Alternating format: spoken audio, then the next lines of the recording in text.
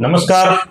ચક્રવાત ન્યૂઝના વિશેષ કાર્યક્રમ બેઠકમાં આપનું સ્વાગત છે. આજની બેઠકમાં મારી સાથે જોડાયા છે શિક્ષણ જગતના ખ્યાતનામ વ્યક્તિ એવા ડૉક્ટર ચિરાગ જસાણી. જસાણી સાહેબ અત્યારે અર્પિત એન્જિનિયરિંગ કોલેજ રાજકોટના પ્રિન્સિપાલ છે અને એન્જિનિયરિંગ કોલેજોની અંદર સલાહકાર તરીકે પણ સેવા આપી રહ્યા છે. એન્જિનિયરિંગ કોલેજનું જે એસોસિએશન ચાલી રહ્યું છે ડિપ્લોમા એન્જિનિયરિંગ કોલેજનું, એ એસોસિએશનની સૌરાષ્ટ્ર લેવલની જવાબદારી પણ ખૂબ સારી રીતે છેલ્લા ઘણા જ વર્ષોથી જસાણી સાહેબ સંભાળી રહ્યા છે. છેલ્લા 2 દાયકાથી વધુ સમયથી એન્જિનિયરિંગ ક્ષેત્રની અંદર કેરિયર ઓરિએન્ટેડ અને એકેડેમિક પ્રકારનો એમનો વિશાળ અને સુદીર્ઘ અનુભવ છે. સમગ્ર વૈશ્વિક પ્રવાહ જે અત્યારે એન્જિનિયરિંગ ક્ષેત્રની અંદર વિવિધ ક્ષેત્રમાં આગળ વધતો હોય છે, એમની વિશેષ જાણકારી બહુ નજીકથી જસાણી સાહેબ ધરાવતા હોય છે. ડૉક્ટર ચિરાગ જસાણીનું બેઠકમાં સ્વાગત છે. જસાણી સાહેબ, હું સૌથી પહેલાં તો આપને એ પૂછવા માંગીશ કે તાજેતરમાં ધોરણ 10 અને 12ના પરિણામો આવ્યા બાદ સાયન્સ પ્રવાહની અંદર ખૂબ સારા પરિણામો આવ્યા છે અને હવે એન્જિનિયરિંગ કોલેજોની અંદર એડમિશન મેળવવા માટે થઈ અને વાલીઓ અને વિદ્યાર્થીઓનો ધસારો જોવા મળી રહ્યો છે. એને લગતી પ્રક્રિયાઓ પણ લગભગ પૂર્ણતાને આરે છે અથવા પૂર્ણ થઈ ચૂકી છે. તો અત્યારનું જે સિચ્યુએશન છે એન્જિનિયરિંગને લઈને, તો એમાં આપ વાલીઓ અને વિદ્યાર્થીઓને શું સંદેશ આપવા માંગશો? જિગ્નેશભાઈ, ખૂબ સારો સવાલ છે અને ખરા સમયનો સવાલ છે. છેલ્લા લગભગ 15 વર્ષથી આપણે એન્જિનિયરિંગ જે છે એ એકચ્યુઅલમાં 12 સાયન્સને 2 પાર્ટમાં ડિવાઈડ કરી નાખવામાં આવ્યું, એ ગ્રુપ અને બી ગ્રુપ. આપણે ભણતા ત્યારે એવું હતું નહીં. આપણે ભણતા ત્યારે 5 સબ્જેક્ટ હતા. અત્યારે એ ગ્રુપ જે છે એન્જિનિયરિંગ માટે છે, બી ગ્રુપ જે છે એ મેડિકલના રિલેટેડ જે કોર્સિસ છે એના માટે છે. આપણે મેડિકલ રિલેટેડ કોર્સિસની પછી વાત કરીએ, પણ આપણે જો એન્જિનિયરિંગને રિલેટેડ કોર્સિસની વાત કરતા હોઈએ તો રિઝલ્ટ જે છે એ ઘણા સમય પહેલા મે મહિનામાં આવી ગયું છે અને લકીલી એન્જિનિયરિંગ કોલેજોને હેન્ડલિંગ કરનાર જે ભારતની સંસ્થા એઆઈસીટી છે એને મંજૂરી જૂનમાં આપી દે છે. એના કારણે આ વખતે જે પ્રોસેસ છે એ ખૂબ જ સમયસર ચાલુ થઈ ગઈ છે. અત્યારે ઓલરેડી એક રાઉન્ડ પૂરો થઈ ગયો છે, પણ ગુજરાત સરકારે ગયા વર્ષથી જે નીતિ ચાલુ કરી છે એ નીતિ અંતર્ગત બેસ્ટ ઓફ 2ની સિસ્ટમ આવી છે. એટલે કે તમે પહેલી જે એક્ઝામ છે એના રિઝલ્ટથી તમે ખુશ ના હો તો તમે બીજી વખત એક્ઝામ આપી શકો અને બેમાંથી જેનું રિઝલ્ટ સારું આવે એનું આપણે ગણીએ છીએ. એટલે અત્યારે જે સેકન્ડ ટાઈમની એક્ઝામિનેશન ચાલુ છે, એટલે પહેલો રાઉન્ડ પૂરો થયા પછી બીજા રાઉન્ડની અંદર અત્યારે બ્રેક છે. જ્યારે રિઝલ્ટ આવશે એના પછી એમ એક્ઝામમાં જે પાસ થશે નવા વિદ્યાર્થી અને જેના ચેન્જીસ થશે માર્ક્સ, એ લોકોને બીજા રાઉન્ડમાં એલિજિબલ ગણવામાં આવશે. એટલે માટે અત્યારે બ્રેક છે. એટલે અત્યારે વિદ્યાર્થીઓને વાલીઓને વિચારવાનો ઘણો સમય છે. એટલે આ સારી વસ્તુ છે. હવે જોઈએ તો પરિસ્થિતિ જોઈએ તો એરિથમેટિક જોઈએ તો અત્યારે ગુજરાતની અંદર ભારતમાં સૌથી વધારે પ્રાઇવેટ યુનિવર્સિટીઝ ગુજરાતમાં છે અને પ્રાઇવેટ યુનિવર્સિટીઝને સીટો વધારવા માટેનો કોઈ નિયમ લાગુ પડતો નથી. એટલે એ લોકોને જ્યારે જે ઈચ્છા થાય સીટો વધારી શકે. આના કારણે અત્યારે ગુજરાતમાં એ ગ્રુપમાં એન્જિનિયરિંગની વિવિધ ઓલમોસ્ટ 79,000 સીટો છે. આ વર્ષે જે 12માનું રિઝલ્ટ આવ્યું 93%, એ પછી અને સીબીએસઈ, આઈસીએસઈ બધા બોર્ડના વિદ્યાર્થીઓને મળી અને જે મેરિટ બન્યું એ 38,000ની આજુબાજુ છે. એટલે અત્યારથી જ ઓલરેડી તમે ગણો ને તો 40,000થી વધારે સીટો તો ખાલી જ રહેશે, નક્કી છે. હવે 38,000 જે છોકરાઓનું મેરિટ આવ્યું છે એમાંથી ઘણા બધા છોકરા એવા હશે કે જે લોકો ગુજરાતની બહારની કોલેજોમાં જે ટોપર્સ હશે, આઈઆઈટીમાં જશે, ઘણા લોકો ફોરેન જશે, ઘણા લોકો બીએસસીમાં જશે. એટલે મારું એવું માનવું છે કે હાર્ડલી એન્જિનિયરિંગની અંદર એડમિશન થવાના જે ચાન્સીસ છે એ 25,000થી 30,000 લોકો વચ્ચેનો આંકડો રહેશે. છેલ્લા લગભગ 3-4 વર્ષથી આ જ આંકડો રહે છે. બરાબર છે. ક્યારેક વિદ્યાર્થીઓની સંખ્યા વધે તો થોડોક આંકડો ચેન્જ થતો હોય, પણ હાલમાં 11-12 સાયન્સમાં વિદ્યાર્થીઓની સંખ્યા પણ વધતી નથી, કારણ કે વિદ્યાર્થીઓની સંખ્યા ઓલમોસ્ટ 1,00,000થી 1,10,000 જેટલા વિદ્યાર્થીઓ રહે છે. 11-12 સાયન્સનું શિક્ષણ એટલું મોંઘું કરી દીધું છે. અત્યારે રાજકોટમાં જ આપણે પકડીએ તો 3 થી 4 લાખ રૂપિયા 11-12 સાયન્સની ફીસ છે, જે સામાન્ય માણસને પરવડે નહીં. અને 11-12 સાયન્સમાં સરકારી શાળાઓ અત્યારે ઓલમોસ્ટ બધી બંધ છે, જેના કારણે વિદ્યાર્થીઓની સંખ્યા વધતી નથી. વિદ્યાર્થીઓની સંખ્યા વધે નહીં. એ જે 1 લાખ વિદ્યાર્થીઓ છે એમાંથી ઓલમોસ્ટ 60,000થી 65,000 જે છે એ બી ગ્રુપમાં રહે છે અને એ ગ્રુપની અંદર 35,000થી 40,000 વિદ્યાર્થીઓ હોય છે. એટલે સંખ્યા વધવાના કોઈ ચાન્સ છે નહીં. એટલે આ પરિસ્થિતિની અંદર 25,000થી 30,000 એડમિશન થશે. હવે આ આંકડા એટલા માટે આપીએ છીએ કે એક બહુ મોટી અત્યારે સમસ્યા છે કે દરેક વ્યક્તિ આજુબાજુના વ્યક્તિને જોઈને અથવા નાના સેન્ટરની અંદર કે નાના ગામમાં એક બુદ્ધિશાળી વ્યક્તિ હોય, એ બુદ્ધિશાળી વ્યક્તિ જે બોલતો હોય એને પાડીને માણસો ફોલો કરતા હોય છે. એટલે આપણે ત્યાં છે ને ગાડરીઓ પ્રવાહ જાજો છે. એટલે અત્યારે પરિસ્થિતિ છેલ્લા 3 વર્ષથી આ કોમ્પ્યુટરના ગાડરિયા પ્રવાહની છે. કોમ્પ્યુટરનો ગાડરિયો પ્રવાહ એટલો ચાલે છે કે લગભગ 15,000 થી 18,000 એડમિશન છે એ કોમ્પ્યુટરની વિવિધ પ્રકારના અલગ અલગ નામની ફેશનેબલ નામની બ્રાન્ચો હોય છે એમાં થાય છે. કોમ્પ્યુટર ખૂબ સારી બ્રાન્ચ છે, પણ એ એવા લોકો માટે કે જેનું મેથેમેટિક્સ સારું છે, જેનું લોજિક સારું છે, કે જે છોકરાઓના 80% થી ઉપરના પર્સન્ટેજ આવતા હોય એવા લોકો એમાં કોમ્પ્યુટર બ્રાન્ચમાં જાય તો આગળ ઘણા ચાલે છે. પરિસ્થિતિ શું છે કે સામાન્ય જે કોર બ્રાન્ચ કહેવાય, ઇલેક્ટ્રિકલ, મિકેનિકલ, સિવિલ, કેમિકલ, આ 4 છે એ કોર બ્રાન્ચ છે. આ 4 બ્રાન્ચની પરિસ્થિતિ ખૂબ જ સારી છે આજકાલ. એડમિશન ત્યારે બહુ ઓછા થઈ રહ્યા છે, એટલે ફાઇનલ યરમાં છોકરાઓ ઓછા પહોંચે છે, એટલે જોબના ચાન્સીસ આ 4 બ્રાન્ચમાં અત્યારે ખૂબ સારા છે. પણ મુશ્કેલી એ છે કે હવે જે આપણી અત્યારની જે નવી જનરેશન છે અને મા બાપ છે એ બધાને સ્ટાર્ટિંગ સેલેરી જાજો જોઈએ છીએ, કામ ઓછું જોઈએ છીએ, અને પહેલા દિવસથી જ એસી ઓફિસમાં કામ કરવું છે. કોઈને ધારો કે સિવિલ એન્જિનિયર થાય છે તો રોડ ઉપર કામ કરવું પડે, એ કરવું નથી. એના કારણે કોર બ્રાન્ચની અંદર માણસો ઓછા જાય છે કારણ કે અઘરું પડે છે. હવે પરિસ્થિતિ એવી થશે સાહેબ કે તમે સમજો કે 18,000 લોકો જે છે એ કોમ્પ્યુટરમાં બ્રાન્ચમાં એન્ટર થાય છે, એ બહાર નીકળશે. આના સિવાય MCA ના છોકરાઓ બહાર નીકળશે, BCA ના છોકરાઓ બહાર નીકળશે, MSc IT ના છોકરાઓ બહાર પડશે. એટલે પરિસ્થિતિ એવી થશે કે કોમ્પિટિશન ખૂબ વધારે થશે ચોથા વર્ષે. અને બીજી વસ્તુ સૌથી મહત્વની જે કોઈને ખબર જ નથી એ છે કે આજકાલ માલીને તમે એમ પૂછો કે તમારે કોમ્પ્યુટર કરવું છે, શું કામે કરવું છે, તો કે છોકરાને કોમ્પ્યુટરમાં રસ છે. એટલે તમે એને ડિટેલમાં પૂછો શું કામ રસ છે, તમને કેવી રીતે ખબર પડી, તો એમનો જવાબ 90% કેસીસમાં એવો આવે છે કે એ આખો દિવસ મોબાઈલમાં રમતો હોય છે અથવા મોબાઈલમાં ચેક કરતો હોય છે. એટલે મોબાઈલમાં જે ચેક કરે છે કે રમે છે એ કોઈ એનું નોલેજ નથી. એ ખરેખર તો ખૂબ જ અઘરી વસ્તુ છે, એની ઉપર તમારે ખરેખર નિયમન કરવું જોઈએ. એના બદલે વાલી એવું સમજે છે કે કોમ્પ્યુટરમાં એને ઇન્ટરેસ્ટ છે, એકચ્યુઅલમાં ઇન્ટરેસ્ટ નથી.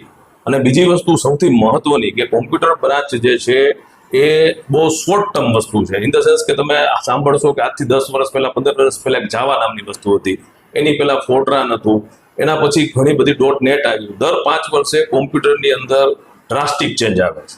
હવે પરિસ્થિતિ એવી થાય કે જે તમે 21 વર્ષે બહાર નીકળ્યા છો અને તમે કોઈ સિસ્ટમમાં એન્ટર થયા છો, તમને બહુ સારા પૈસા મળે છે. જે દિવસે તમે 30 વર્ષના થયા ત્યારે એમાંથી 50% વસ્તુઓ એબ્સોલ્યુટ થઈ જાય છે. એટલે ત્યારે તમારે નવું શીખવાની તૈયારી હોય. 30 વર્ષે હજી પણ તમે નવું શીખી શકો. જે દિવસે તમે 40 વર્ષના થાવ છો ત્યારે, એટલે કે 20 વર્ષ પછી ટોટલી સિસ્ટમ કોમ્પ્યુટરમાં ચેન્જ થઈ જાય છે. ત્યારે તમારે એમાં સસ્ટેન કરવું, સિસ્ટમમાં ટકી રહેવું ખૂબ જ અઘરું છે. અને એ વખતે કે જ્યારે તમારે સંતાન હશે, તમારા મા બાપ છે એ મોટી ઉંમરે હશે, અને આ પરિસ્થિતિની અંદર તમારે બધી વસ્તુઓ જાળવવી છે, જે અઘરી વાત છે. દરેક વ્યક્તિ માટે પોસિબલ નથી. ધારો કે કોઈ નોલેજેબલ છે, લોજિકવાળો વ્યક્તિ છે તો એ ચાલી જશે, પણ જે 50%, 55%, 45%, 60% વાળા છોકરાઓ છે જે કોમ્પ્યુટરમાં જાય છે એ આમાં ફસાઈ જશે. તેની સામે મિકેનિકલ, ઇલેક્ટ્રિકલ, કેમિકલ, સિવિલ, આ 4 બ્રાન્ચો જે કોર બ્રાન્ચ છે, એ કોર બ્રાન્ચની અંદર નોર્મલી એની જે સિસ્ટમ છે 90% 10 વર્ષ પછી એને જ રહે છે. ટેકનોલોજીકલી તમે રોડ છે, રોડ રસ્તા છે એ બનતા હોય તો આજથી 30 વર્ષ પહેલા જે વસ્તુ હતી એમાંથી જાજો ચેન્જ નથી. એટલે ધારો કે તમને કોઠા શૂઝ છે, તમને એનું નોલેજ નથી, પણ કોઠા શૂઝના કારણે તમે એ લાઈનમાં કામ કરો છો 5 વર્ષ કે 10 વર્ષ, તો તમને ઓલમોસ્ટ બધી વસ્તુઓ આવડી જતી હોય છે, અને એના કારણે તમારું ભવિષ્ય ખૂબ જ સારું બને છે. એટલે 30-40 વર્ષે જ્યારે તમે પહોંચો છો ત્યારે એવું બની શકે કે તમે ફોન ઉપર જ પેલા સામા વ્યક્તિને ક્વેશ્ચન હોય એનો જવાબ આપી શકો. એટલે અત્યારની પરિસ્થિતિ એવી છે કે જેમાં તમારે સમજી વિચારીને નિર્ણય લેવો જોઈએ, નહીં કે ગાડરિયા પ્રવાહમાં, નહીં કે કહેવાતા કોઈ એક્સપર્ટનું માનીને.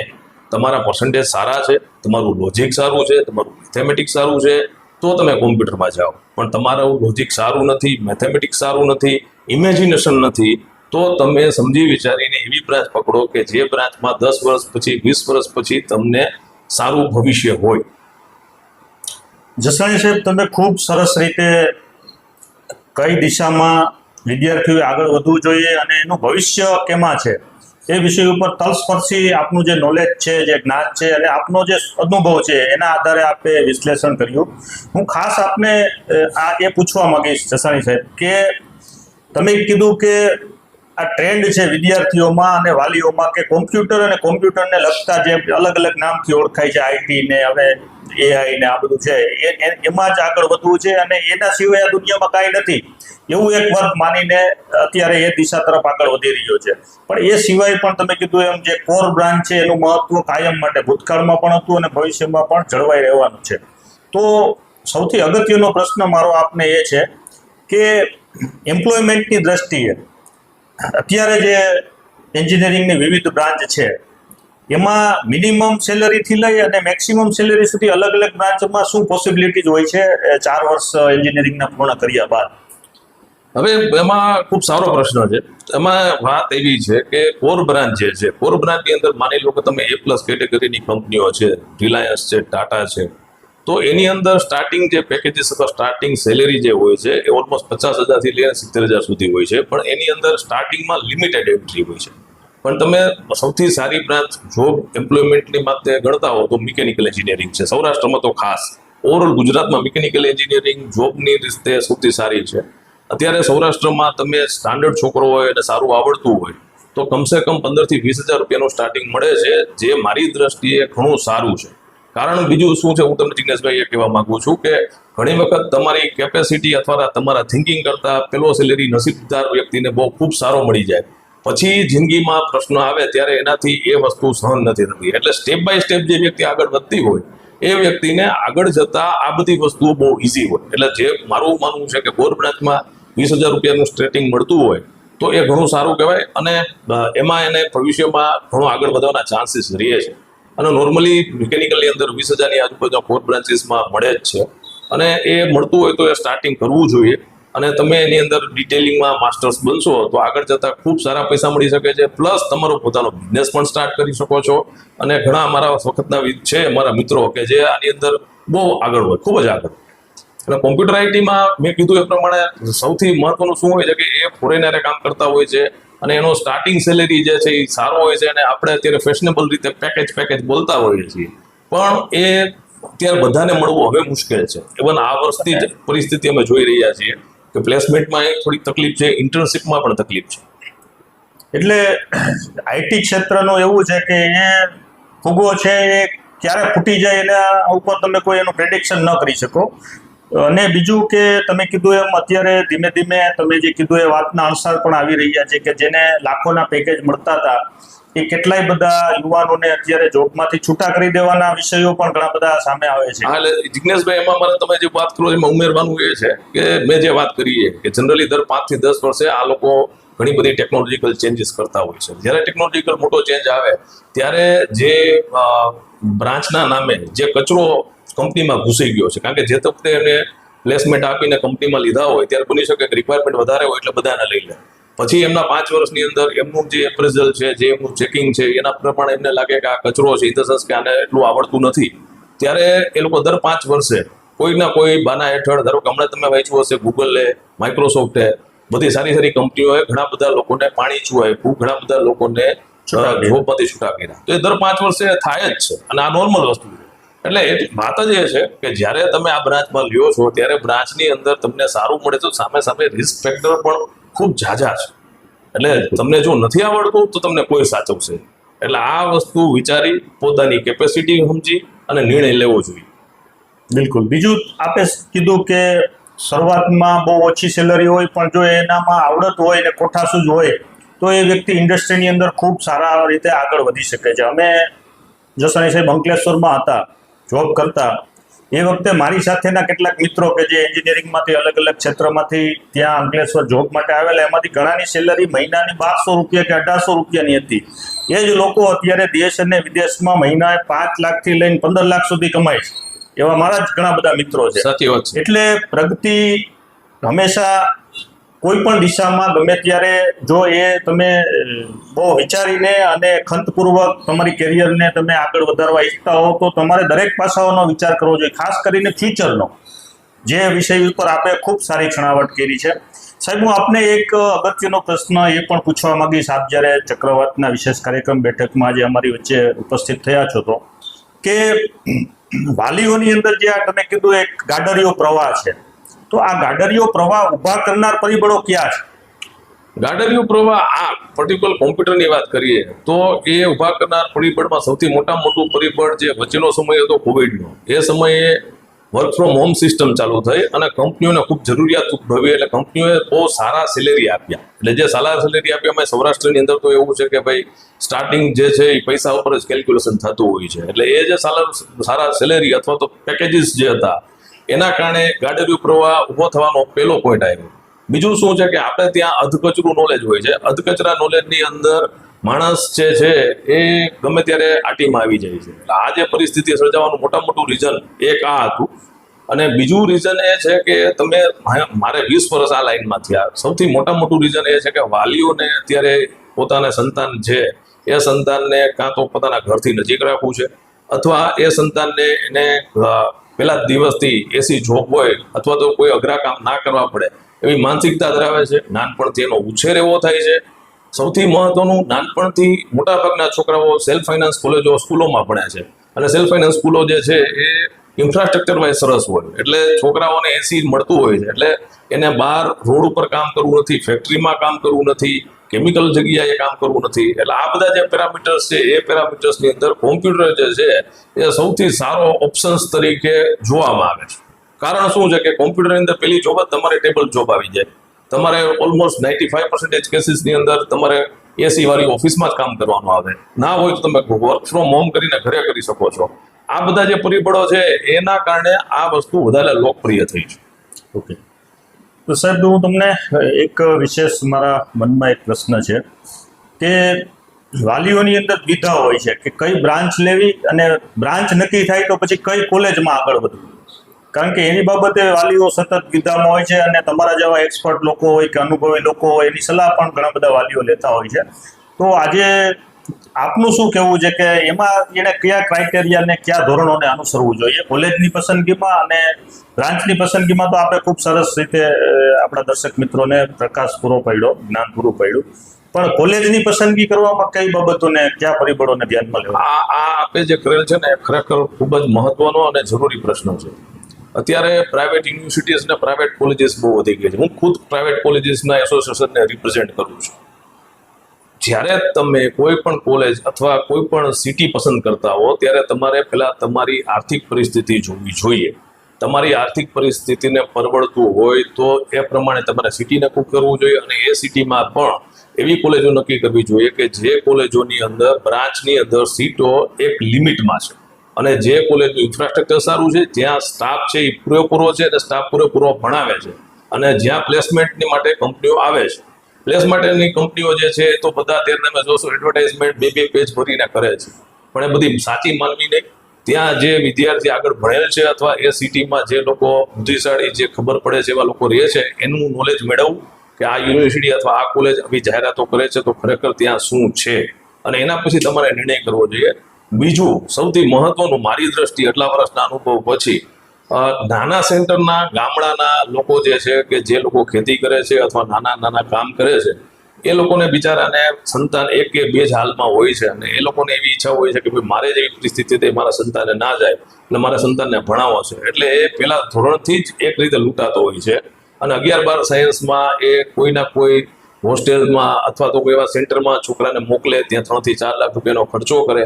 એના પછી એના છોકરાને પર્સન્ટેજ ઓછા હોય છતાં પણ એ કોઈ પ્રાઇવેટ યુનિવર્સિટી અથવા પ્રાઇવેટ કોલેજની અંદર વર્ષે 1.5 થી લઈને 2.5 લાખ રૂપિયાની ફી ભરી અને ત્યાં રહેવાનો ખર્ચો કરી અને છોકરાને ભણાવતો હોય છે. છોકરાના પર્સન્ટેજ અથવા તો આઈક્યુ લેવલ ઓછું હોવાના કારણે એને જોબ એવી મળતી હોતી નથી.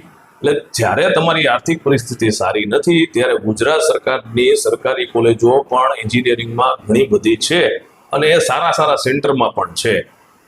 અમે લોકો જ એક મોરબી એલી કોલેજ છે જે 75-80 વર્ષ જૂની છે, અત્યારે એની ઘણી બધી સીટો ખાલી રહે છે. એની અંદર ફી 1500 રૂપિયા હોય છે. એટલે આપણે એમાં અમે ફૂલ સેલ્ફ ફાઇનાન્સમાં છીએ, એટલે હું એવું ના કહી શકું કે સેલ્ફ ફાઇનાન્સ ખરાબ જ છે, પણ હું એમ કહેવા માંગુ છું કે જેની આર્થિક પરિસ્થિતિ ખૂબ ખરાબ છે અથવા ખરાબ છે એ લોકોએ ખોટા અર્થ વિનાના ખર્ચા કરવાના બદલે નાના સેન્ટરની સરકારી કોલેજોમાં પણ લેવાય. આજની તારીખે ગુજરાત સરકારની જે એડી કોલેજ ઓફ એન્જિનિયરિંગ છે અથવા તો મોટા સિટીની જે સરકારી કોલેજો છે એ ખૂબ સારી છે, પૂરતા સ્ટાફ સાથેની છે અને પૂરતી ભરાય છે. એટલે એ ઓપ્શન પણ બધા વિચારવા જોઈએ આર્થિક પરિબળને ધ્યાનમાં રાખીને. બીજું સાહેબ, આપ વિદ્યાર્થીઓ સાથે પણ જોડાયેલા છો, છેલ્લા ઘણા જ વર્ષોથી સૌરાષ્ટ્રની ખ્યાતનામ જે કોલેજ કહી શકાય એમાં આપણે પ્રાધ્યાપક તરીકે અને પ્રિન્સિપાલ તરીકે અને ડાયરેક્ટર તરીકે કામ કર્યું છે.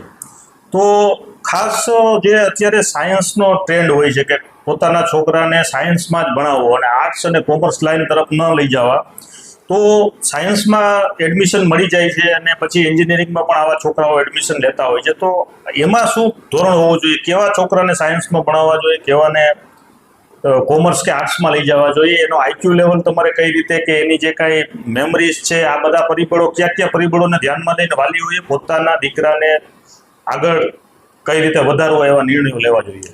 જિજ્ઞેશભાઈ, આપણા દેશમાં અને ખાસ કરીને આપણા પ્રદેશમાં આ પરિસ્થિતિ છે ને એ ખૂબ જ દયનીય અને ચિંતાજનક છે. જો તમે વિચારતા હો ડિટેલમાં તો આપણે ત્યાં હંમેશા એવું 3 કેટેગરી ગણવામાં આવે કે સૌથી હોશિયાર અને સૌથી આગળ છે, નાનપણથી જેવું શીખવાડવામાં આવે એ ડૉક્ટર ને એન્જિનિયર બને કે સાયન્સમાં જાય. પછી વચ્ચેના લોકો જે છે એ કોમર્સમાં જાય, અને જે કે વિચારે કે જેનું રિઝલ્ટ આ બધું ખરાબ આવે નાનપણથી તો કે એને આર્ટ્સમાં મોકલવા. ખરેખર તમે વિકાસશીલ દેશ અથવા વિકસિત દેશો બીજા જોશો તો ત્યાં હંમેશા 3 બ્રાન્ચના છોકરાઓ હોય એની એક જ લેવલમાં ઇક્વલિટી ગણવામાં આવતી હોય છે. એટલે ખરેખર તો આપણે નાનપણથી છોકરાનો અથવા છોકરીનો શું એમનો ધ્યેય છે, શું એમની માનસિકતા છે, કેમાં એને ઇન્ટરેસ્ટ છે, એ બેઝ ઉપર તમારે માણસને આગળ વધારવું જોઈએ, જે આપણે ત્યાં નોર્મલી થતું નથી. આપણે ત્યાં નાનપણથી જ એક વસ્તુ, મારો કાકાનો છોકરો અથવા મારા મામાનો છોકરો, મારા ભાઈનો છોકરો એન્જિનિયર થઈ ગયો અથવા ડૉક્ટર થઈ ગયો અને પૈસા કમાવા પડ્યો એટલે નાનપણથી જ મારા પિતા અથવા માતા એ વસ્તુને પકડીને ચાલશે, જે ખરેખર સાચી વાત નથી. સાચી વાત એ છે કે એનો નેચર શું છે, એને શું સમજાય છે, શું મજા આવે છે એ કરવા દેવું જોઈએ. ફોરેનમાં જે કન્ટ્રીઝ આગળ છે એનું મોટામાં મોટું રીઝન છે એ આ છે. આપણે, હું તમને એક એક્ઝામ્પલ આપું કે આપણે ત્યાં જ અત્યારે તમે LLB છે એટલે કે જે લો છે, લોની લાઇનની અંદર તમે અમદાવાદમાં ઘણી કોલેજો છે, બરોડામાં અમુક કોલેજો છે, અથવા તો ઇન્ડિયા લેવલે ઘણી કોલેજો છે કે જેમાં તમે લો કરેલું હોય તો તમારું સ્ટાર્ટિંગ સેલેરી પેકેજ જે છે એ કોમ્પ્યુટર એન્જિનિયરના છોકરા કરતાં પણ 2 થી 3 ગણું હોઈ શકે છે, જે આપણે વિચારતા જ નથી. એટલે આવી પરિસ્થિતિ છે કે તમારે નાનપણથી એનું જે નેચર છે એ નેચરના બેઝ ઉપર તમારે એનું નિર્ણય લેવો જોઈએ. મુંબઈમાં અને મેટ્રોસમાં ઘણી જગ્યાએ ઘણી કંપનીઓ અને ઘણી સંસ્થાઓ છે કે જે સાયકોમેટ્રિક ટેસ્ટ લેતી હોય. સાયકોમેટ્રિક ટેસ્ટના બેઝ ઉપર તમને એક એનાલિસિસ કરીને આપતી હોય છે કે ભાઈ તમારું સંતાન છે એનું નેચર આ પ્રકારનું છે તો આ બ્રાન્ચીસ કરશો તો તમને ફ્યુચરમાં એને ફાયદો રહેશે. થતું ઘણીવાર એવું હોય છે કે સાયન્સમાં તમને રસ નથી, અને સાયન્સ એવી વસ્તુ છે કે જેમાં ખરેખર ઇન્ટરેસ્ટ હોય તો જ જવાય.